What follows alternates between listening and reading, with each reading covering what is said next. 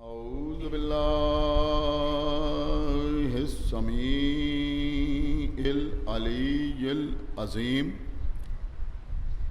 من الشيطان اللعين الرجيم بسم الله الرحمن الرحيم الحمد لله الذي هدانا لهذا وما كنا لنهتدي لولا أن هدانا الله لقد جاءت رسل ربنا بالحق الصلاة والسلام على صاحب الدين والإسلام والحل والحرام والركن والمقام والصلاة والصيام والسجود والقيام والشريعة والأحكام والحجة والبرهان والمحبة والعرفان والحق والبيان والكتاب والقرآن سيدنا ونبينا وشفيعنا ومولانا ومولى الثقلين جد الحسن والحسين أبي القاسم محمد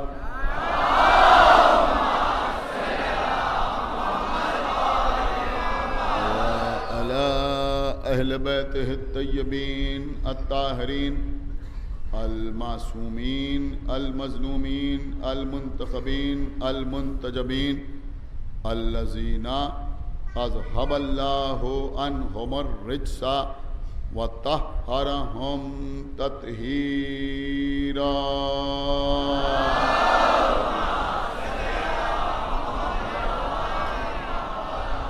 ولعنة الله على أعدائهم وقتلتهم وغاصبي حقوقهم ومنكري فضائلهم ومصائبهم أجمعين من الآن إلى يوم الدين اللهم عذبهم عذابا يستغيث منه أهل النار آمين رب العالمين أما بعد فقد قال الله سبحانه تبارك وتعالى في كتابه المجيد وفرقانه الحميد وقوله الحق بسم الله الرحمن الرحيم يا أيها الذين آمنوا أطيعوا الله وأطيعوا الرسول ولا تبطلوا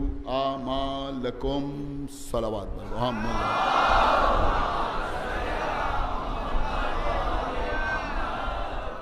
حضرات مسلسل آپ سے گفتگو ہو رہی ہے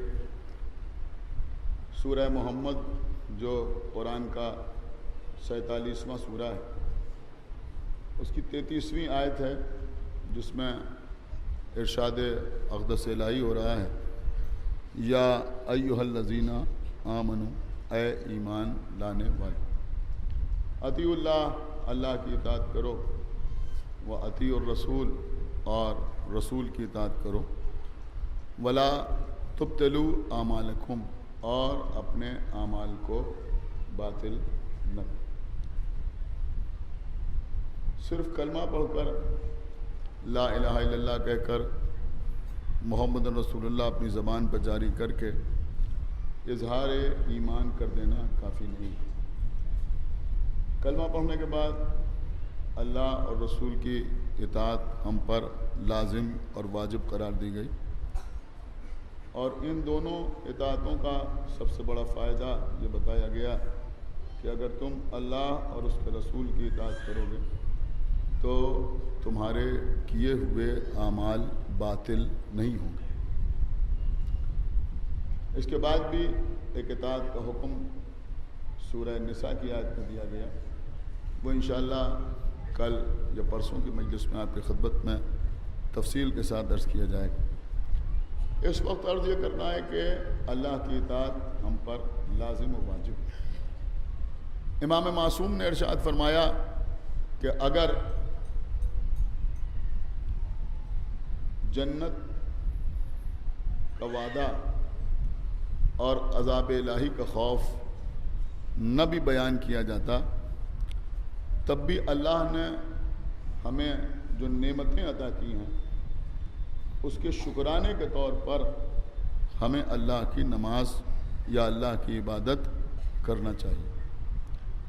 کہنے کا مقصد یہ ہے کہ اللہ نے ہمیں زندگی عطا کی، ہماری زندگی کو، ہماری حیات کو بے شمار لا تعداد صلاحیتوں سے نوازا، سجایا، سنوارا، ہماری آنکھوں کو بینائی عطا کی، ہمارے کانوں کو قوت سماعت عطا کی، ہماری زبان کو گویائی عطا کی، ہمارے ہاتھوں کو حرکت عطا کی، ہمارے پیروں کو قوت رفتار عطا کی، ہمارے دل کو دھڑکن عطا کی، ہمارے ذہن کو عقل عطا کی۔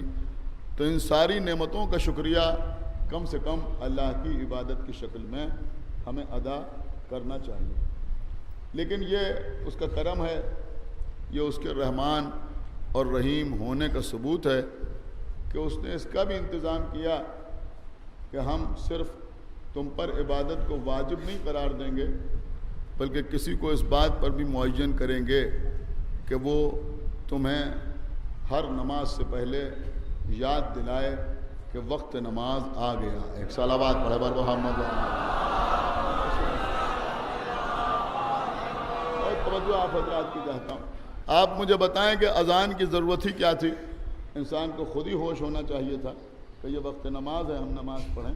لیکن یہ صرف اللہ کا کرم ہے کہ اس نے اذان دینے کا حکم دیا کہ اذان دی جائے، اور جب لوگ آواز اذان سنیں تو مسجد میں نماز پڑھنے کے لیے آئیں۔ بہت توجہ آپ حضرات کی، مسجد میں نماز پڑھنے کے لیے آئیں۔ دیکھیے عزیزوں، اذان کا مسئلہ بھی بڑا اہم ترین ہے۔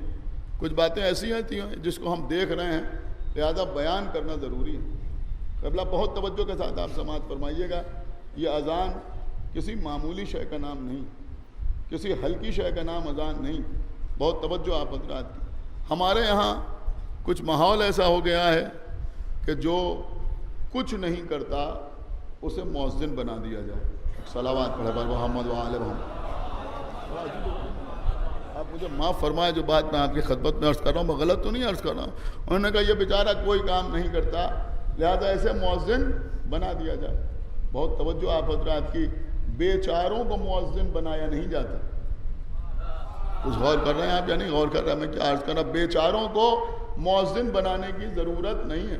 اگر، بڑا قیمتی جملہ میں عرض کر رہا ہوں، کہ اگر مؤذن کا درجہ کم ہوتا تو لوگ بلال سے حسد نہ کرتے۔ صلوات پڑھیں بر محمد وآل محمد۔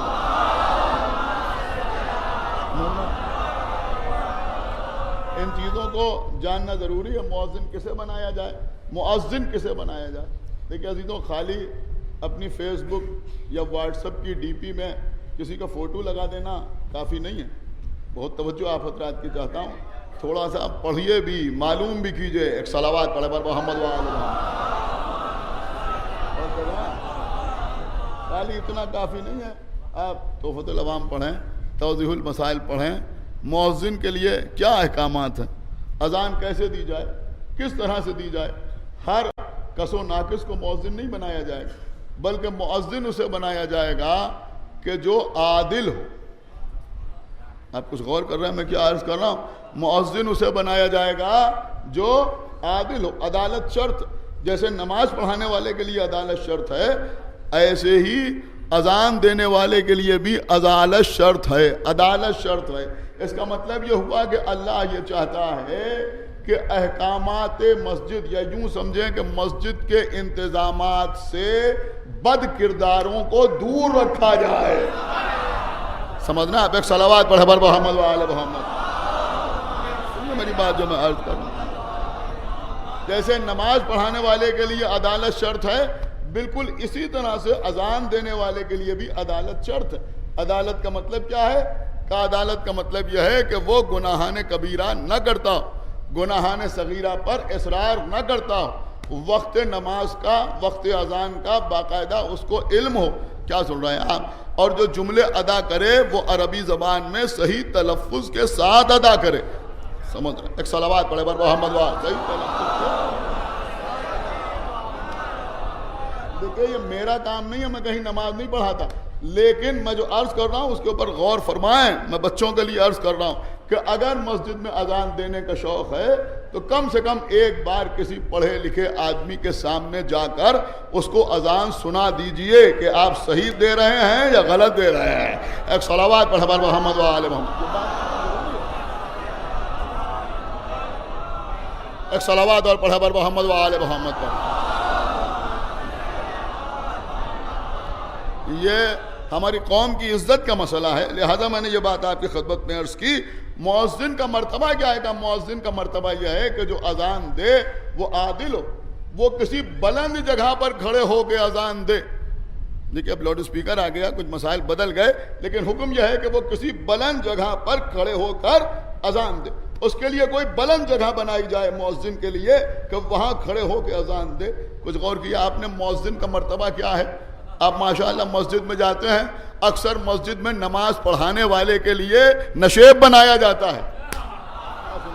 خدا کے لیے توجہ فرمائیے گا، نماز پڑھانے والے کے لیے نشیب بنایا جاتا ہے. کہ چونکہ جو باہر کھڑے ہیں وہ ان کی بھی نماز ہو جائے، لہذا اس کے لیے نشیب بنایا جاتا ہے. ارے بھیا امام جماعت کے لیے نشیب کا اہتمام ہو رہا ہے، مؤذن کے لیے بلندی کا اہتمام ہو رہا ہے. سمجھنا؟ مؤذن کے لیے بلندی کا اہتمام ہو رہا ہے. یہ ساری باتیں میں آپ کے سامنے کسی وجہ سے عرض کر رہا ہوں. خداوند عالم کروٹ کروٹ جنت عطا کرے. علامہ ابن حسن صاحب نونہروی اعلی اللہ مقامہ کو میں نے ان کی ایک مجلس سنی یوٹیوب کے اوپر، بڑی خوبصورت سی بات انہوں نے ارشاد فرمائی. انہوں نے فرمایا کہ جو مؤذن ہے اس کے لیے مسجد میں بلند جگہ کا اہتمام کرنا ضروری ہے. کیا سن رہے ہیں آپ؟ انہوں نے کہا جو مؤذن ہے وہ مسجد میں بلند جگہ پہ کھڑا ہوگا، اور جو جان اذان ہے وہ خانہ کعبہ میں دوش رسول پہ کھڑا ہوگا. صلوات پڑھے بر محمد وآلہ محمد. ایک صلوات اور پڑھ دے بر محمد وآلہ محمد. دیکھیں قبلہ بہت سی فرمائشیں ہیں، بہت سے احکامات ہیں، بہت سی اپیلیں ہیں.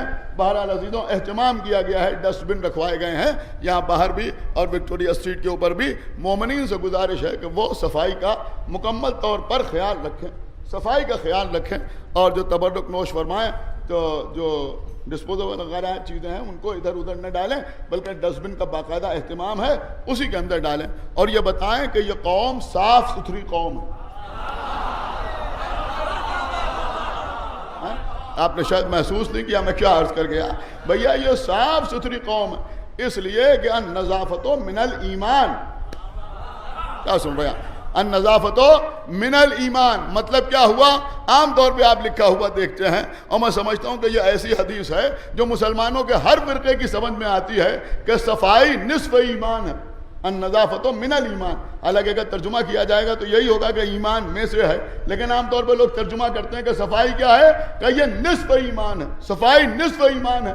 دیوبندیوں کی سمجھ میں آ گیا کہ صفائی نصف ایمان ہے، بریلویوں کی سمجھ میں آ گیا کہ صفائی نصف ایمان ہے، حنفیوں کی سمجھ میں آ گیا کہ صفائی نصف ایمان ہے، مالکیوں کی سمجھ میں آ گیا کہ صفائی نصف ایمان ہے، حنبلیوں کی سمجھ میں آ گیا کہ صفائی نصف ایمان ہے.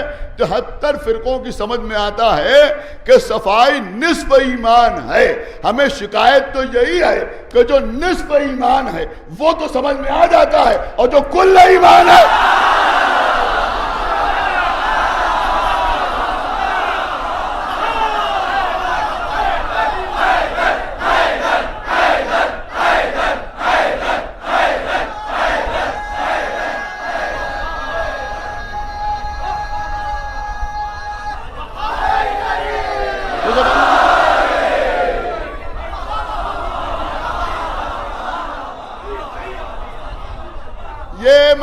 یہاں تک اس لیے لے کے آیا کہ کچھ لوگوں کو یہ غلط فہمی ہو گئی ہے کہ ہم دوران اذان علی کا نام جزو ایمان سمجھ کے لیتے ہیں.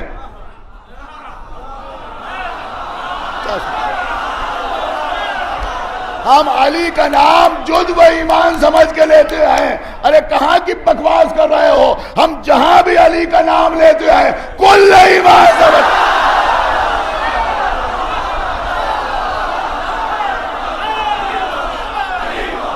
علی مولا علی مولا علی مولا علی مولا علی مولا علی مولا.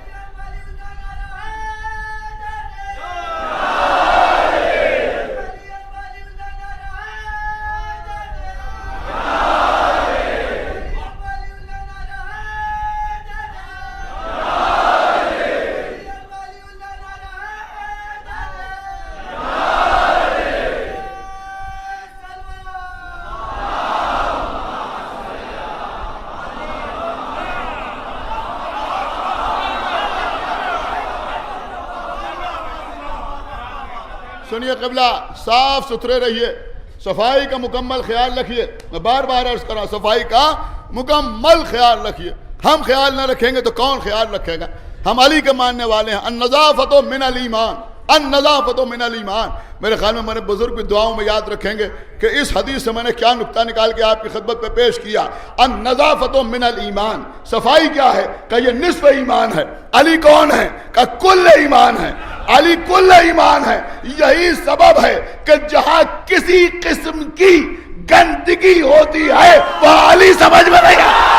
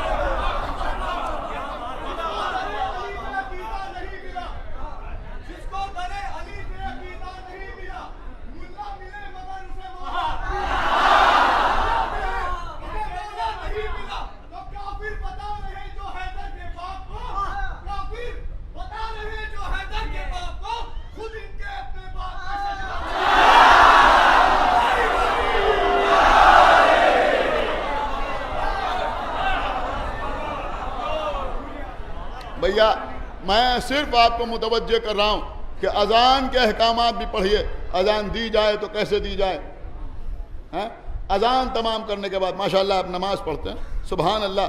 لیکن میں بار بار پڑھتا ہوں مجلسوں میں کہ خالی نماز پڑھنا کافی نہیں ہے، بلکہ احکامات نماز کو بھی پڑھیے. تھوڑا مطالعہ کیجئے، تھوڑا مطالعہ کیجئے. نہ سمجھ میں آئے تو کسی عالم سے جا کے پوچھئے. علماء کے پاس طالب علم بن کے جائیے، پرجا بن کے نہ جائیے. ایک صلوات پڑھے محمد و آل محمد.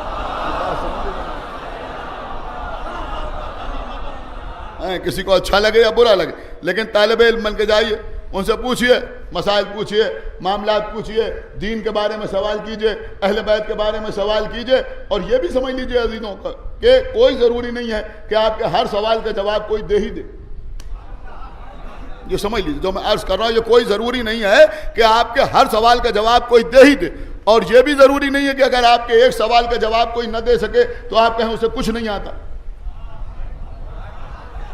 آپ میری بات یا نہیں سمجھ رہے ہیں؟ اس لیے کہ سلونی کا دعویٰ صرف معصوم کو زیب دیتا. ایک صلوات پڑھے محمد والے، صرف معصوم کو زیب دیتا. سنیے عزیزوں، نماز پڑھیے لیکن بہت عجلت میں نماز نہ پڑھیے، بہت جلدی جلدی نماز نہ پڑھیے. دیکھیے آپ میری طرف متوجہ رہیں، بہت جلدی جلدی نماز نہ پڑھیے. اذان دینے کے بعد دیکھیے بارش شروع ہو گئی، آپ حضرات مطمئن رہیں.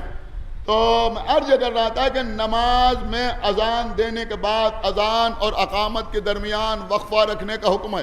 تھوڑا سا وقفہ رہے، کچھ دیر کے لیے بیٹھ جاؤ، یا دعا کرو، یا کم سے کم صلوات پڑھو، اس کے بعد اقامت کہو.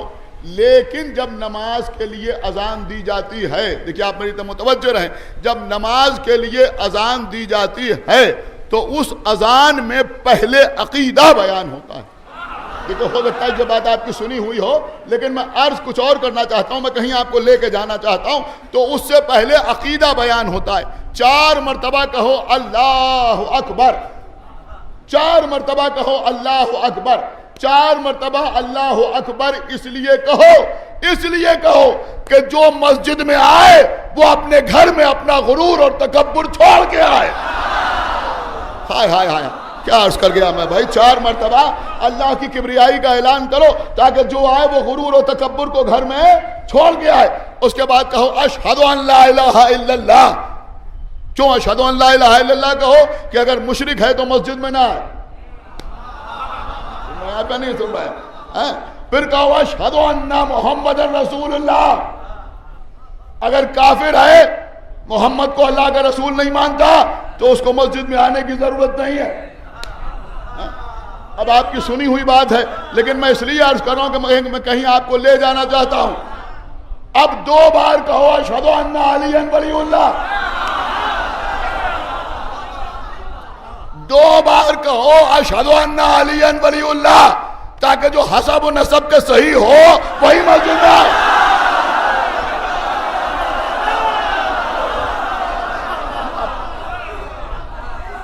نہیں، میں کسی وجہ سے آپ کو یہاں تک لایا، پوری توجہ آپ حضرات کی چاہتا ہوں. دیکھیں عزیزوں، یہ اذان کیا ہے؟ کہ یہ نماز کا بلاوا. مسجد میں بلایا جاتا ہے تو پہلے عقیدہ بیان ہوتا ہے، اس کے بعد حی علی الصلاۃ، نماز کے لیے آؤ. حی علی الفلاح، فلاح کے لیے آؤ. حی علی خیر العمل، خیر عمل کے لیے آؤ. اس کے بعد پھر عقیدہ بیان کر دیا گیا. اللہ اکبر، لا الہ الا اللہ. کیوں؟ کہ کوئی آخر میں آئے تو وہ بھی سمجھ لے کسے بلایا گیا ہے. غور کیا آپ نے؟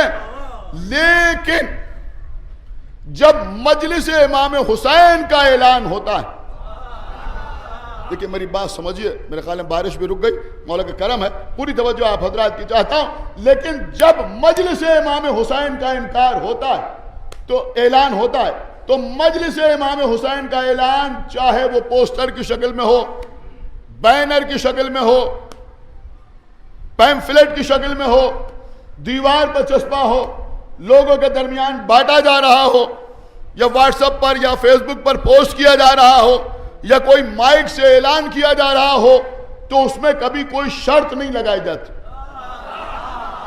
کیا سنا اس وقت میں نے بھائی خدا کے لیے؟ دیکھیں یہاں بیٹھے ہوئے پڑھے لکھے اور بزرگ حضرات سے خصوصی توجہ چاہتا ہوں، وہاں کوئی شرط نہیں ہوتی کہ کون آئے اور کون نہ آئے. یہ بھی نہیں کہا جاتا کہ اللہ کو مانتے ہو تو آؤ، نہیں مانتے ہو تو نہ آؤ.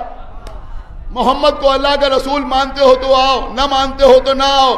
نہیں، مجلس کا اعلان انسانوں کے لیے، انسان ہو تو آؤ.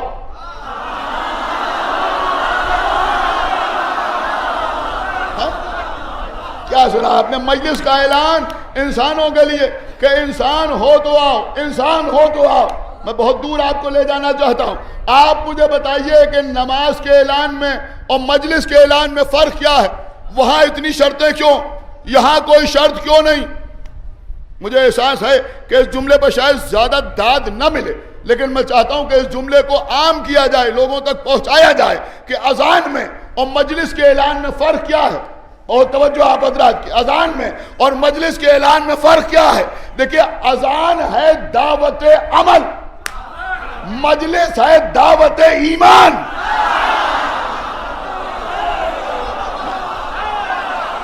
صلوات پڑھے بر محمد و آل محمد. شاید سب نے محسوس نہیں کیا میں کیا عرض کر گیا.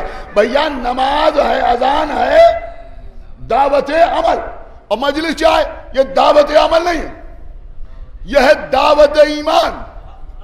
یہاں ایمان کی دعوت دینے کے لیے بلایا جا رہا ہے، یہاں ایمان کی دعوت دینے کے لیے بلایا جا رہا ہے. اب جو لوگ ہم سے کہتے ہیں بھیا یہ مجلس میں عقیدے پر اتنا زور کیوں ہے، ارے بھیا یہ مجلس ہے ہی دعوت ایمان. یہ مجلس دعوت ایمان ہے. کیا سنا آپ نے؟ یہ مجلس دعوت ایمان ہے. یہی سبب ہے کہ جب پیغمبر نے مسجد میں بلال سے اذان دلوائی تو بلال کی اذان میں بھی وہ ساری شرطیں بیان ہوئی جو آپ کی اذان میں ہوتی ہیں، لیکن جب نبی نے دعوت ذوالعشیرہ میں بلایا، کیا سنا ہے آپ؟ تو نبی نے کوئی شرط نہیں لگائی، جس کا دل چاہے وہ آ جائے. لوگ آئے، لیکن جب لوگ آئے، کیا سنا ہے آپ؟ جب لوگ آئے تو پیغمبر اسلام نے کیا کیا؟ کہا سب نے کھانا کھا لیا. پیغمبر نے اعلان رسالت کیا کہ کون ہے جو میری نصرت کا وعدہ کرے، جو میری نصرت کا وعدہ کرے گا وہی میرا بھائی ہوگا، وہی میرا وصی ہوگا، وہی میرا وارث ہوگا، وہی میرا خلیفہ ہوگا. کہ کوئی نہیں اٹھا. سب سنی ہوئی باتیں آپ کی. ایک 10 برس کا بچہ اٹھا، انا یا رسول اللہ، انا ناصروں کا یا رسول اللہ، یا رسول اللہ میں آپ کا ناصر ہوں. یا علی بیٹھ جاؤ، انت اخی و وصی و وارثتی و خلیفتی. مولا علی بیٹھ گئے. لوگوں سے کہا میرے ساتھ اس کی اطاعت بھی لازم ہے، میرے ساتھ اس کی اطاعت بھی لازم ہے. کیا سنا آپ نے؟ یہاں آنے والوں سے پہلے کوئی اقرار نہیں لیا گیا تھا، لیکن جب آ گئے تو علی کی ولایت کا حکم دیا گیا، علی کی ولایت کا حکم دیا گیا. اب ہمیں انصاف سے بتاؤ کہ جب دعوت ایمان بغیر علی کے مکمل نہیں ہوتی تو دعوت عمل بغیر علی کے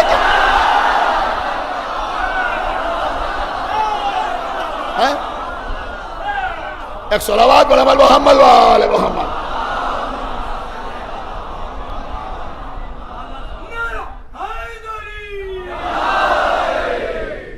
ایک صلوات اور پڑھتے پر محمد و آل محمد. سنیے قبلہ، یہ مجلس ہے دیکھیں پوری ایک سازش ہے. اب میں کیا آپ کی خدمت میں عرض کروں؟ میں ہاتھ جوڑ کے عرض کر رہا ہوں، کسی پر کوئی طنز نہیں، لیکن بھائی یہ 10 دن رونے کے لیے ہیں، یہ 10 دن عزاداری کے لیے ہیں، یہ 10 دن ماتم کے لیے ہیں. ان دنوں میں اختلافات نہ پیدا کیجیے، ان دنوں میں ڈسپیوٹڈ میٹرز نہ چھیڑیے.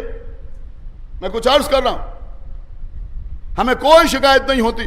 ہم خود ہی آپ کے سامنے تذکرہ کر رہے ہیں کہ کوئی نماز کا ذکر کرے، کوئی روزے کا ذکر کرے. شکایت بھائی صرف اس بات پر ہوتی ہے کہ ہم نے کبھی کسی کو اس طرح تبلیغ کرتے نہیں دیکھا جو ہونا چاہیے اس وقت، کہ نوجوان رات کے 2-2 3-3 بجے تک آن لائن رہتے ہیں اور صبح کی نماز قضا کر جاتے ہیں. کیا سنا آپ نے بھائی؟ خدا کے لیے بیدار ہوئیے جو میں عرض کر رہا ہوں. آپ غور نہیں کر رہے تھے کہ یہ ایک سچائی ہے جو میں عرض کر رہا ہوں، کہ رات کے 3-3 بجے تک آن لائن رہتے ہیں، موبائل پر رہتے ہیں اور صبح کی نماز قضا کر جاتے ہیں. کبھی آپ نے سنا کسی نے پڑھا؟ نہیں غور کر رہے ہیں. کسی نے پڑھا؟ نہیں پڑھا، نہیں پڑھا.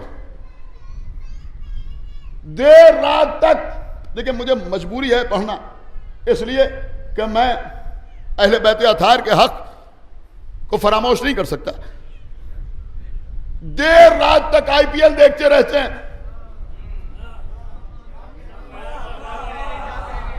کیا سنیں؟ خدا کے لیے بھائی بیدار ہوئیے. دیر رات تک IPL دیکھتے رہتے ہیں، سو جاتے ہیں، مؤذن پکارتا رہتا ہے حی علی الصلاۃ، یہ پڑھے سوتے رہتے ہیں. کبھی کسی نے پڑھا؟ نہیں پڑھا. شکایت اسی بات کی ہے، اسی بات کی شکایت. کیا سن رہے ہیں؟ سال بھر، ارے بھیا سال بھر، پورے سال رات کے 3 بجے تک آن لائن ہے، نماز قضا کر رہے ہیں. آپ کو تبلیغ یاد نہیں آ رہی؟ کیا سن رہے ہیں؟ رات رات بیٹھ ٹی وی دیکھ رہے ہیں، آپ کو تبلیغ یاد نہیں آ رہی؟ تبلیغ کہاں یاد آتی ہے؟ رات بھر شب بیداری کریں گے، صبح کی نماز قضا کر.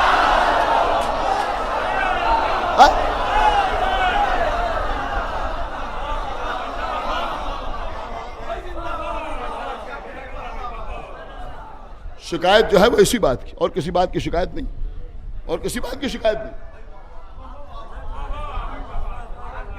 لیکن میرے دل کے درد کو سمجھیے. جس کو جتنی باتیں مجھے سنانا وہ سنا لے, جیسے چاہے, جہاں چاہے, تقریر میں, تحریر میں, سوشل میڈیا پر, یہاں وہاں, جو کہنا مجھے کہہ لے, لیکن میں کہوں گا ضرور. حج کے اخراجات کتنے ہیں آپ مجھے بتائیے؟ حج کے اخراجات کتنے اخراجات ہیں حج کے؟ اس وقت اگر ہندوستان سے کوئی حج پہ جانا چاہے تو کتنا روپیہ خرچ ہوتا ہے ہمیں معلوم. اگر کوئی کسی پرائیویٹ ایجنسی سے جاتا ہے تو 3.5 سے 4 لاکھ روپے کے درمیان خرچ آتا ہے. کل ہی ایک صاحب نے مجھے بتایا کہ اگر حج کمیٹی سے جائیے تو حالانکہ اب سبسڈی ختم ہو گئی ہے لیکن پھر بھی سستا پڑتا ہے, 2.5 لاکھ سے 3 لاکھ کے بیچ میں خرچ ہوتا ہے. کچھ وہاں واپس بھی مل جاتا ہے, وہ ساری باتیں اپنی جگہ پہ ہیں, دن بھی زیادہ مل جاتے ہیں. لیکن حج کا خرچ کتنا ہے کہ 2.5 سے 3 لاکھ کے درمیان اگر حج کمیٹی سے جائیے, لاٹری میں آپ کا نمبر آ جائے تو. اور اگر پرائیویٹ جائیے تو 3.5 سے 4 لاکھ روپے اس وقت تقریباً اتنا ہی خرچہ ہوتا ہے نا, کچھ آگے پیچھے. میں ایگزیکٹ فگر تو آپ کو بتا نہیں سکتا اس لیے کہ میرا کوئی ٹور اینڈ ٹریولز کا کام نہیں ہے,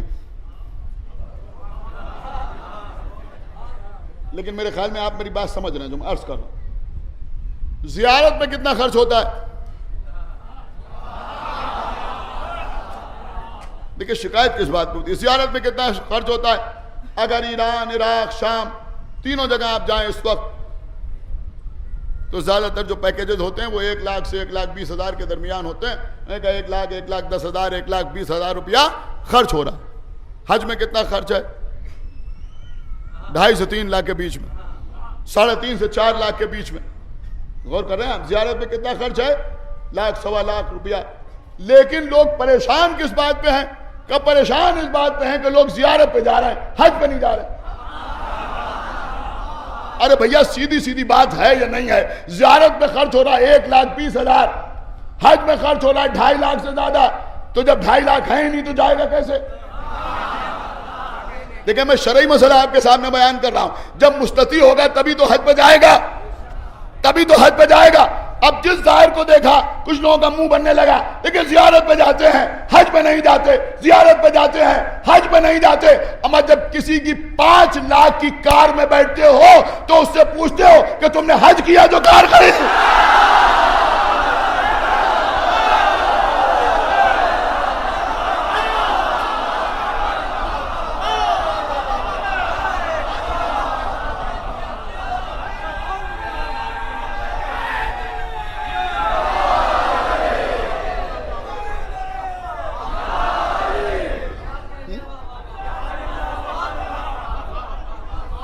سنیے عزیزوں تو عرض کر رہا ہوں, کسی نے نیا فلیٹ خریدا, ہم گھر میں پہنچے, دیکھیں میں بہت اس وقت احتیاط سے گفتگو کر رہا ہوں, کوئی گرفت کسی کے پاس نہیں ہے. مکان خریدا, ٹھیک ہے وہ تو ضرورت تھی, مکان ضرورت تھی نا, انٹیریئر ڈیکوریشن ضرورت نہیں ہے. کیا سن رہا ہے میں کیا عرض کر رہا ہوں؟ بھیا مکان ضرورت ہے, انٹیریئر ڈیکوریشن ضرورت نہیں ہے. میں بڑی شرعی بات آپ کی خدمت میں عرض کر رہا ہوں. ہم گئے, انہوں نے اپنا فلیٹ دکھایا, انہوں نے کہا معلوم ہے آپ کو مولانا 4.5 لاکھ روپے میں انٹیریئر ڈیکوریشن کرایا ہے, 4.5 لاکھ روپے میں. ہم نے کہا بھیا کمال کر دیا تم نے, 3.5 لاکھ روپے میں حج ہوتا ہے, پہلے حج کرنا چاہیے تھا. کیوں نہیں بولتے وہاں؟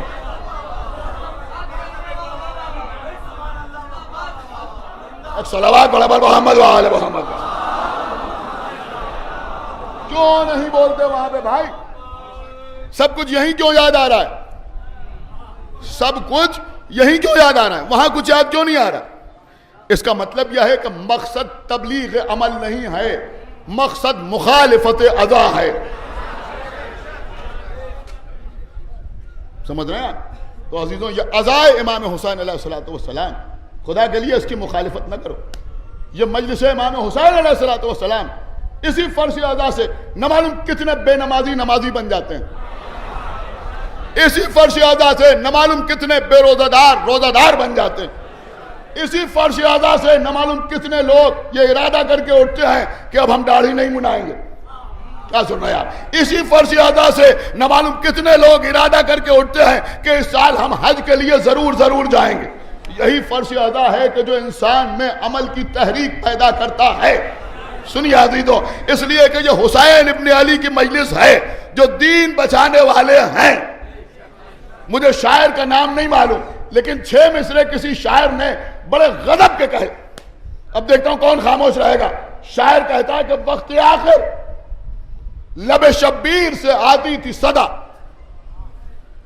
وقت آخر لب شبیر سے آتی تھی صدا، میرے معبود صدا ہوتا رہے ذکر تیرا، میرے معبود صدا ہوتا رہے ذکر تیرا، میرے معبود صدا ہوتا رہے ذکر تیرا. عہد طفلی کا جو وعدہ تھا ہوا وہ پورا، عہد طفلی کا جو وعدہ تھا ہوا وہ پورا.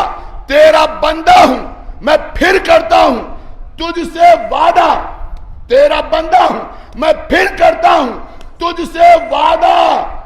دین اسلام کو ہر دور میں غازی دے گی میری مجلس، تیری مسجد کو نمازی دے گی.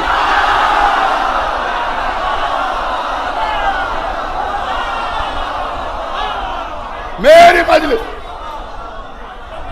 صلوات علی محمد و آل محمد، میری مجلس.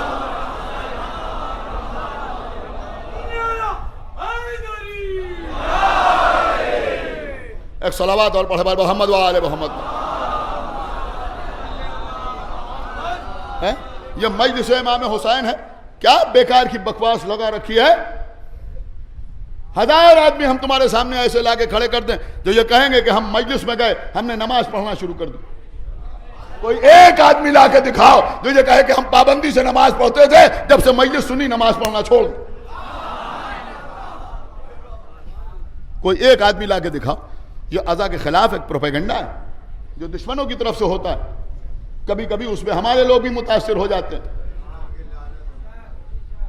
عزیزوں، اس وقت میں سمجھتا ہوں کہ قوم میں اتحاد اور اتفاق پیدا کرنے کی کوشش کیجئے. چھوٹی چھوٹی باتوں کو فراموش کیجئے. ایک دوسرے کو سرٹیفکیٹ نہ دیجئے، اپادھیاں نہ بانٹیے، القاب سے لوگوں کو نہ نوازیے. سارے یا حسین کہنے والے ایک ہو جائیں. دنیا آزاداری کی دشمن ہو رہی ہے، لہذا میری بات کو سمجھنے کی کوشش کیجئے. دیکھیے عزیزوں، ایک بات اور کہی جاتی ہے بس آخر میں وہ، اور اس کے بعد انشاءاللہ ربط مسائل. میں نے کہا بھائی یہ ساری باتیں ان کا تعلق کلچر سے ہے، ان کا تعلق دین سے نہیں.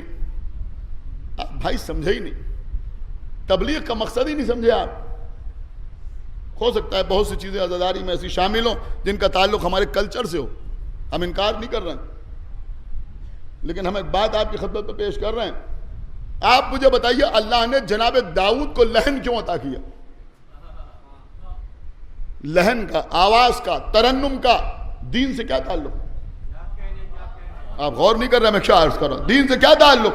لیکن لہن اس لیے عطا کیا کہ اب جب داؤد احکامات الہی کی تلاوت کریں گے تو جن لوگوں کو آوازیں اچھی لگتی ہیں،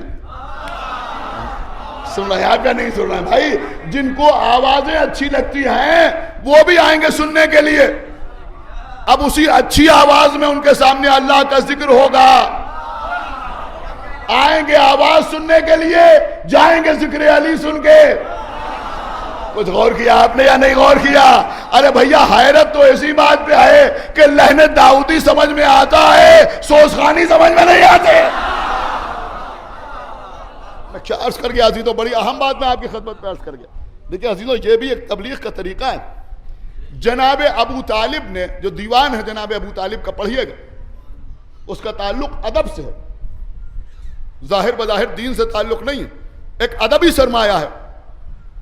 اسی میں جناب ابو طالب نے پیغمبر اسلام کا ذکر کیا. کیوں ذکر کیا؟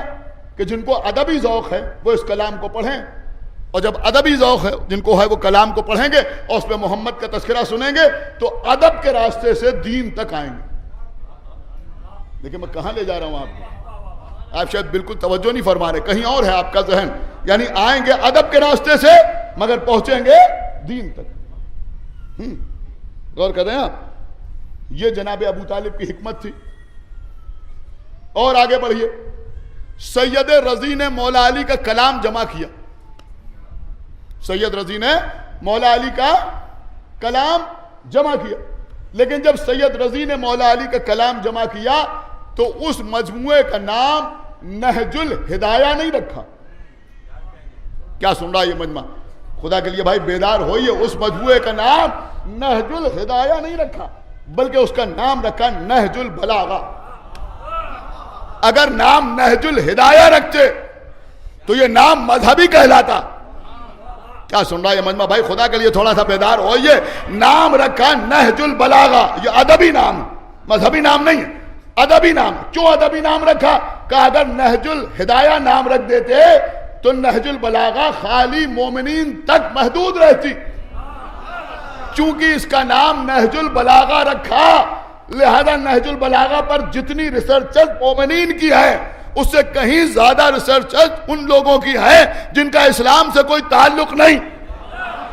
اس میں عیسائی بھی شامل ہیں، غیر مسلم شامل ہیں، یہودی شامل ہیں۔ انہوں نے نہج البلاغہ کو ایک ادبی شاہکار سمجھ کے پڑھا۔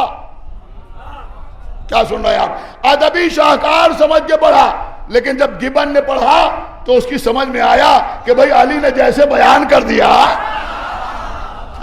تو اس کا مطلب یہ ہوا کہ آدمی ادب کے راستے سے دین میں داخل ہوا، ادب کے راستے سے دین میں داخل ہوا۔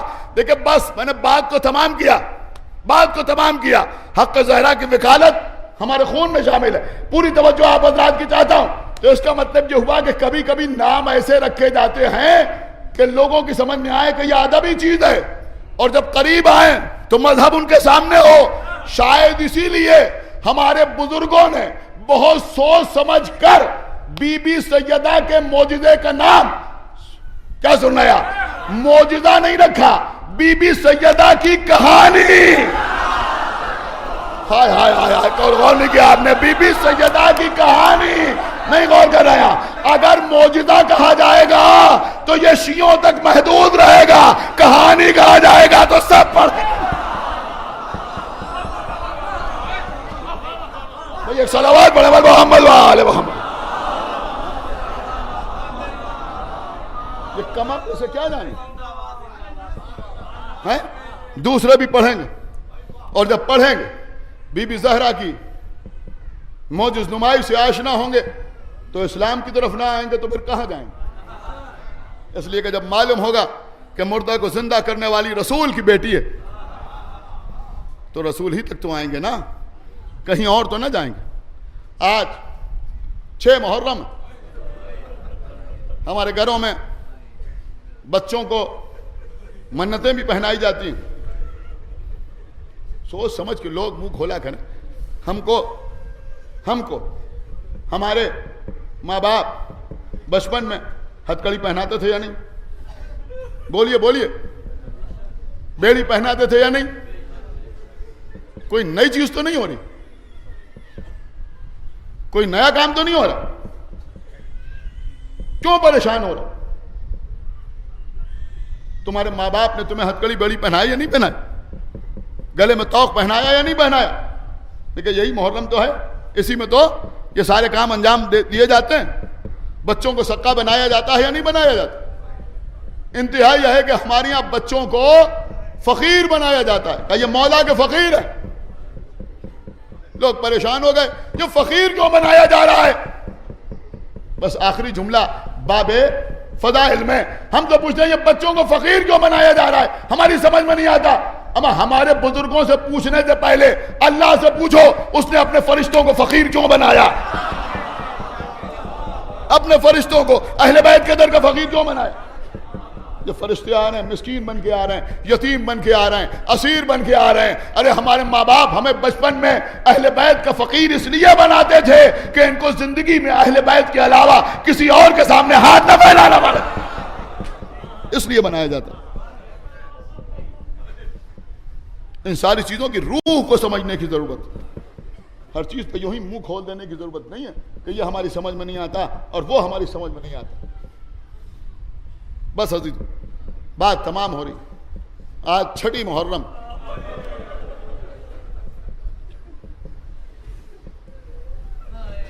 آج حسین کے 18 برس کے علی اکبر کا ماتم۔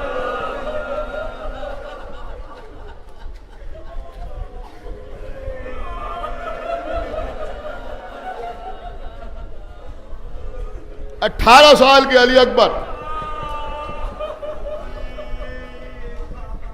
کربلا کا میدان،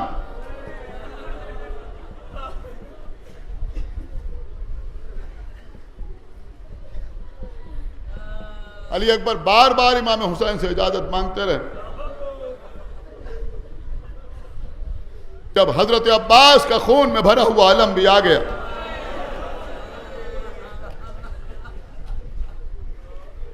علی اکبر سامنے آئے، بابا میدان میں جانے کی اجازت دے دی. میرے لال تمہیں معلوم ہے تم کیا کہہ رہے ہو؟ کوئی باپ اپنے جوان بیٹے کو میدان میں جانے کی اجازت دیتا ہے؟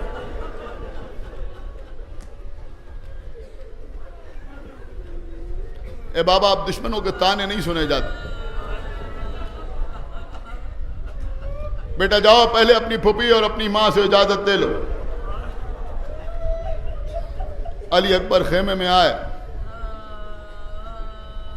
کسی طرح سے پھوپھی سے اور ماں سے اجازت لی، باہر آئے. بابا ہماری جنگ دیکھیے گا بابا.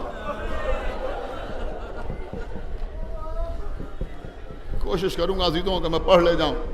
بابا ہماری جنگ دیکھیے گا بابا، کیسے ہم جنگ کرتے. گھوڑے پر سوار ہوا شہزادہ. آقا حسین آگے بڑھے، علی اکبر کا بازو پکڑا، آسمان کی طرف دیکھا. پروردگار تیری بارگاہ میں اسے بھیج رہا ہوں جو صورت میں، سیرت میں، رفتار میں، گفتار میں تیرے نبی سے مشابہ ہے.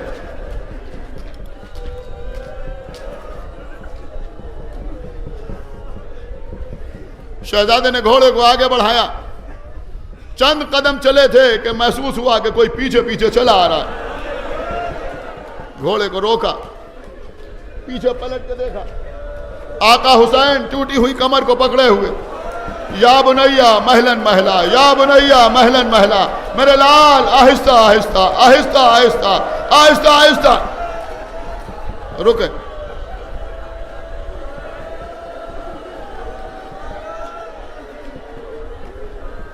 بابا آپ نے تو اجازت دے دی. اے بابا اب آپ پیچھے پیچھے کیوں آ رہے ہیں؟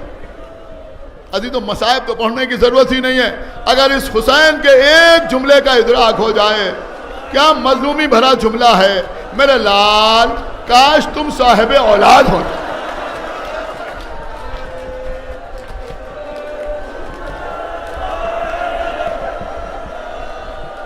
جاؤ میرے لال.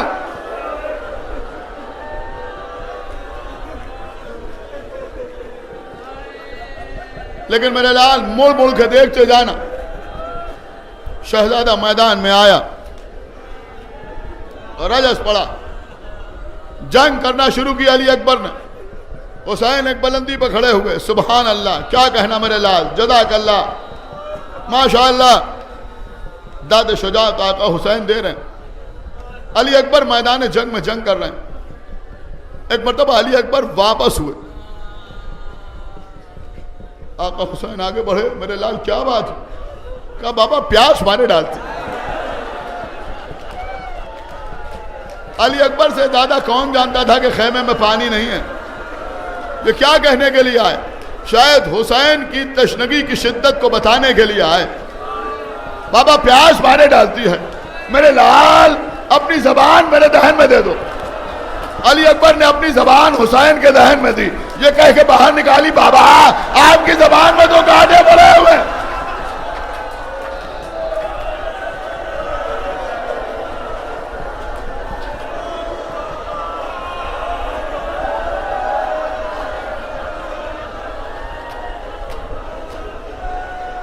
بابا آپ کی زبان میں روئیے عزیزو روئیے. آج جوان کا ماتم ہے.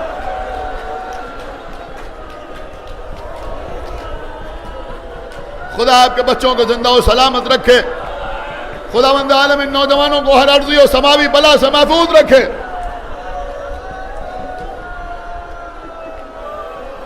ان میں ماتم کے جو توفیقات ہیں اللہ ان میں اضافہ کرے.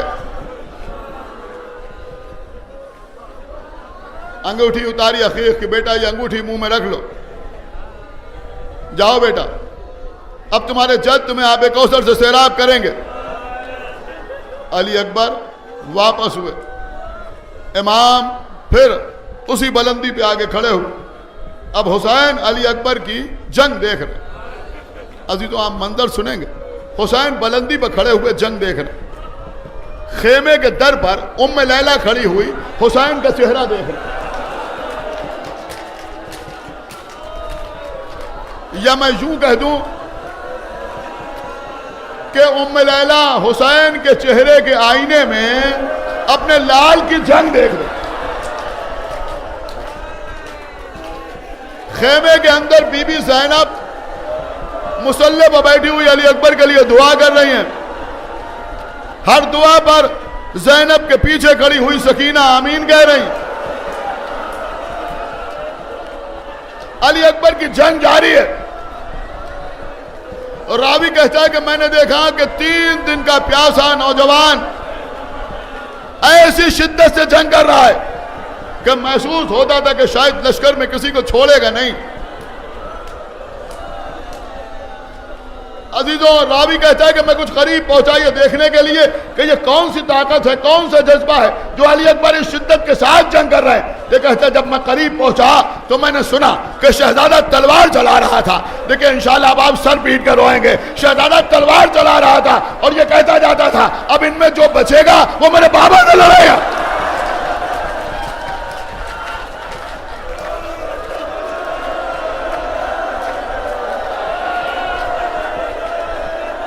چل رہی علی اکبر کی تلوار. بس 5 منٹ مجلس تمام ہو رہے.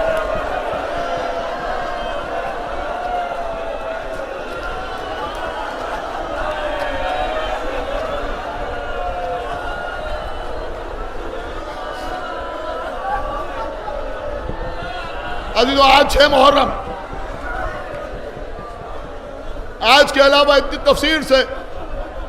تفصیل سے ہم شہزادہ علی اکبر کی شہادت کبھی نہیں پڑھتے.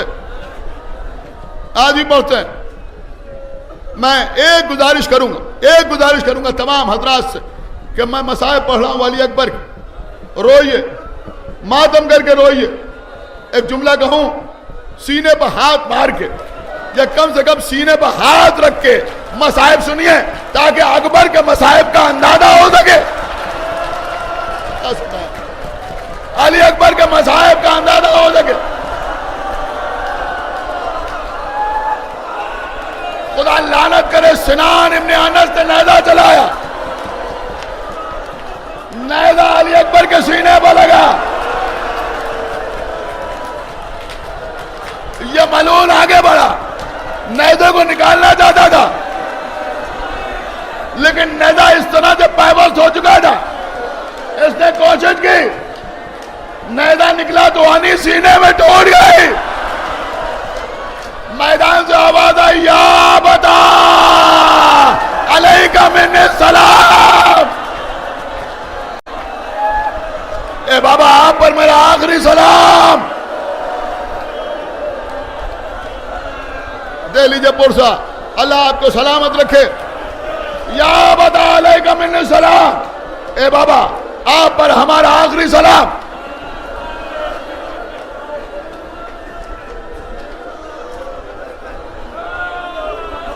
سنیے عام طور پر لوگ پوچھتے ہیں کہ علی اکبر گھوڑے سے زمین پر گرے. ابھی میں نے آپ کے سامنے بیان کیا حسین بلندی پر کھڑے شہزادے کی جنگ دیکھ رہے ہیں. ام لیلہ در خیمہ پر کھڑی ہوئی حسین کا چہرہ دیکھ رہی ہیں. زینب مصلی پر, سکینہ پیچھے کھڑی ہوئی آمین کہہ رہی ہیں.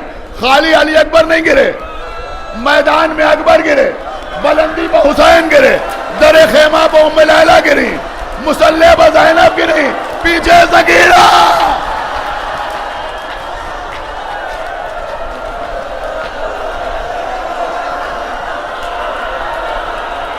کمر کو پکڑے ہوئے حسین میرے لال, میری آنکھوں کی بینائی جاتی رہی.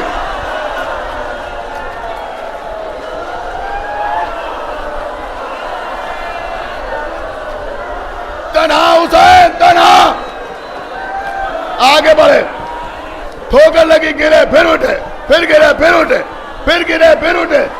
10 مرتبہ حسین گرے.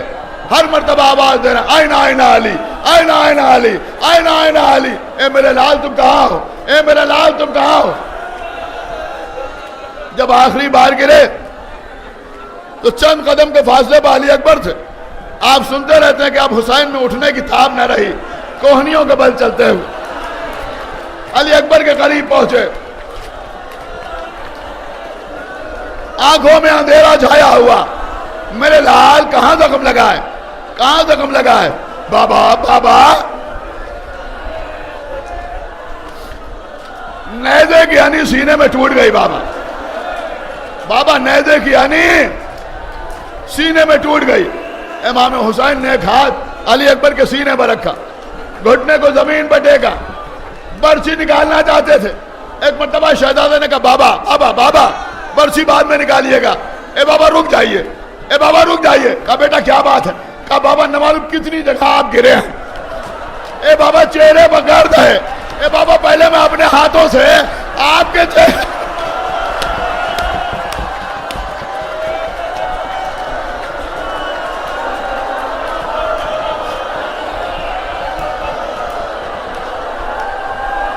بابا میں گھر صاف کر دوں. علی اکبر نے بابا کا چہرہ صاف کیا. حسین نے نجف کی طرف رخ کیا. بابا اے باب خیبر اگارنے والے میرے بابا, میری مدد کو آئیے, میں جوان لال کے سینے سے برچی کی ہنی نکال رہا ہوں. عزیزو حسین نے ہنی کو پکڑا, حسین نے ہنی کو باہر نکالا. انا للہ و انا الیہ راجعون. روایت میں ہے کہ علی اکبر کا کلیجہ باہر آ گیا. حسین نے لاشے کو اٹھانے کی کوشش کی, لاشے کو حسین نے اٹھانے کی کوشش کی, لاشا نہیں اٹھا. بس آخری جملہ مجلس تمام, کوئی نئی بات مجھے نہیں بولنا, ساری باتیں آپ سنتے رہتے. لاشا نہیں اٹھا, پھر اٹھایا, پھر رکھا, پھر اٹھایا, پھر رکھا, پھر اٹھایا, پھر رکھا. اب حسین نے خیمے کی طرف دیکھا, چھوٹے چھوٹے بچے کھڑے ہوئے. نہیں, تھوڑا سا صبر, بس سن لیجیے عزیزو. آخری جملہ سنیے. آج صبح سے آپ نے ہر مجلس میں سنا ہوگا حسین نے بچوں کو بلایا, بچے لاشا لے کے گئے. لیکن آپ کو پتا ہے یہ کتنے بڑے بڑے بچے تھے, کتنے بڑے بڑے بچے تھے. 12 سال کے نہیں, 11 سال کے نہیں, 10 سال کے بھی بچے نہیں. اس لیے کہ 10 اور 11 اور 12 سال کے بچے حسین پر اپنی جان قربان کر چکے تھے. آپ کو معلوم ہے کتنے بڑے بڑے بچے تھے؟ 3 سال کے بچے, 4 سال کے بچے, 6-7 سال کے بچے ہیں نا آپ کے گھر میں اتنے بڑے بڑے بچے. ارے یہ چھوٹے چھوٹے بچے کیا جانے کہ لاشا کیسے اٹھایا جاتا ہے, لاشا کیسے اٹھایا جاتا ہے. قیامت ہے قیامت. عزیزو چھوٹے چھوٹے بچے آئے, چھوٹے چھوٹے بچے آئے. اب انہیں کیا پتا لاشا کیسے اٹھایا جاتا ہے. راوی کہنا میں نے دیکھا بچے علی اکبر کے لاجے سے لپٹ گئے, کچھ بچے سر سے لپٹ گئے, کچھ بچے گردن سے لپٹ گئے, کچھ بچے ہاتھوں سے لپٹ گئے, کچھ بچے پیروں سے لپٹ گئے. سنیے عزیزو سنیے. اب بچے علی اکبر کو لیے ہوئے آگے آگے, پیچھے پیچھے حسین, پیچھے پیچھے حسین. بس مجلس تمام ہے عزیزو. بچے آگے آگے, یہاں تک کہ انصار کے خیمے سامنے آئے, انصار کے خیمے سامنے آئے. سنیے سنیے, میں مصائب میں کوئی کمی نہیں کرنا چاہتا. اگر موت آ جائے مصائب پڑھتے ہوئے تو اس سے بہتر کامیاب زندگی نہ ہوگی. بس سنیے عزیزو, مجلس اختتامی مرحلوں میں ہے. انصار کے خیمے نہیں, آپ نے غور نہیں کیا. جملہ بدل دوں تو شاید آنسوؤں میں کچھ اضافہ ہو جائے کہ سامنے سب سے پہلے انصار کے خالی خیمے. نہیں غور کیا آپ نے. انصار کے خالی خیمے, یہ حبیب کا خیمہ, یہ مسلم ابن اسدہ کا خیمہ, یہ جون کا خیمہ, یہ اسلم ابن عمر کا خیمہ, یہ زہیر کا خیمہ, یہ سعید کا خیمہ. چاروں طرف انصار کے خالی خیمے. حسین ان خیموں کو پار کرتے ہوئے آگے بڑھے اور عرض کروں اب بنی ہاشم کے خالی خیمے, اب بنی ہاشم کے خالی خیمے, یہ عباس کا خیمہ, یہ قاسم کا خیمہ, یہ اون محمد کے خیمے, یہ عقیل کے بیٹوں کے خیمے. حسین نے ان خیموں کو بھی پار کیا. اب عزیزوں مستورات کے خیمے, اب جب حسین وہاں پر آئے, آپ کو پتا ہے اب بچوں کے ہاتھوں پر علی اکبر, روتے ہوئے بچے آ رہے ہیں, زینب کے کانوں میں بچوں کے رونے کی آواز آئی. ہاں عزیزوں کربلا میں یہ پہلا موقع تھا کہ جب زینب خیمے سے باہر آ گئی. مگر سنیے, سر پر چادر ڈال کے زینب خیمے سے باہر آئی. حالانکہ بنی ہاشم کے خیمے اور انصار کے خیمے پردہ کرنے کے لیے موجود, زینب خیمے سے باہر آ گئی. امام حسین نے کہا بہن زینب خیمے کے اندر چلو, بہن زینب خیمے کے اندر چلو. زینب خیمے کے اندر آئیں. ہاں عزیزو اب بچوں کے ہاتھوں پر علی اکبر. لیکن میں وہ مصائب آپ کی خدمت میں عرض کر رہا ہوں. جناب زینب جب لوٹ کے مدینے آئی ہیں تو جناب زینب نے عبداللہ ابن جعفر سے کربلا کے سارے واقعات بیان کیے. اس میں آخر میں یہی بیان کیا, کل رات کو میں انصار بھائی کے گھر کی مجلس میں پڑھ چکا ہوں, اس وقت کسی وجہ سے پڑھ رہا ہوں. سارے واقعات بیان کرنے کے بعد کہا عبداللہ میں نے ہر مرحلے میں صبر کیا. قاسم کا پامان لاش آ گیا, میں نے صبر کیا. میرے بھیا عباس کا خون میں بھرا ہوا علم آیا, میں نے صبر کیا. اور محمد کے لاشیں آئے, میں نے صبر کیا. لیکن جب چھوٹے چھوٹے بچے 18 برس کے علی اکبر کا لاشا لے کے آئے, میں خیمے سے باہر آ گئی. پھر مجھے میرا بھیا خیمے میں لے کے آیا. بچے لاشیں کو زمین پر رکھنا چاہتے تھے, میں نے کہا رک جاؤ, ٹھہر جاؤ, پہلے میں ایک چادر بچھا